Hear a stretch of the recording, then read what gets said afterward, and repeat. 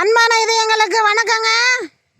இன்னைக்கு நாம மரவள்ளி கிழங்கு எப்படி நடவு செய்யறதுன்னு பார்க்க போறோம். நாம இதை நறுக்கி ஒரு 10 நாள் பாத்தியில் ஒரு பாத்தி தண்ணி சேர்த்து நடவு செய்துட்டா 10 நாள் பதியம் வைக்கிறதுன்னு பேர். 10 நாள் கழித்து 10 நாள் அல்லது 15 நாள் இருக்கலாம். கொஞ்சமாக குறுப்பு வரும், நாம் பிடுங்கி நட்டுக்கலாம். வாங்க மரவள்ளி குச்சி நறுக்கிற நவீன மிஷினை பார்க்கலாம். இதுதாங்க நவீன மிஷினு.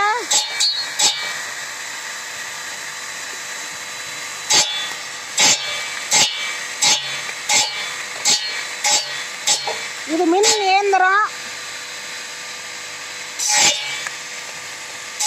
நாம் எவ்வளோ குச்சி வேணாலும் நறுக்கிக்கலாம்.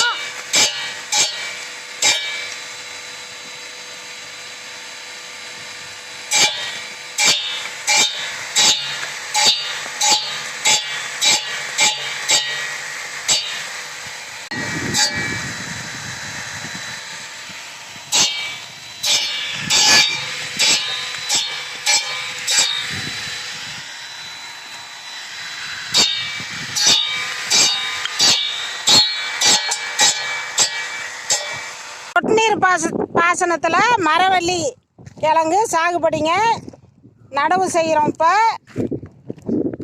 இது 3 அடி சொட்டுநீர் இடைவெளி. நடவு செய்கிறது 2 அடி.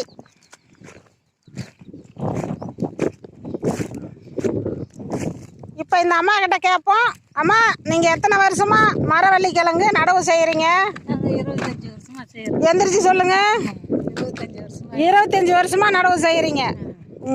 இது எப்படி நடவு செய்யணும்? இந்த குருத்து மேலே இருக்கிற மாதிரி நடவு செய்யணும்.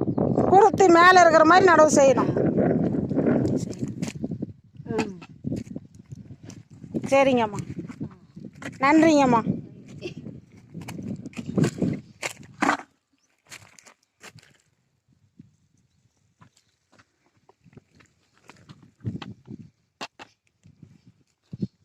இதுதாங்க சொட்டுநீர் பாசனத்தில் மரவள்ளி கிழங்கு சாகுபடி.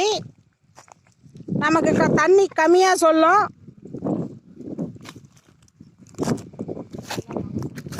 நல்ல மகசூல் கிடைக்குங்க.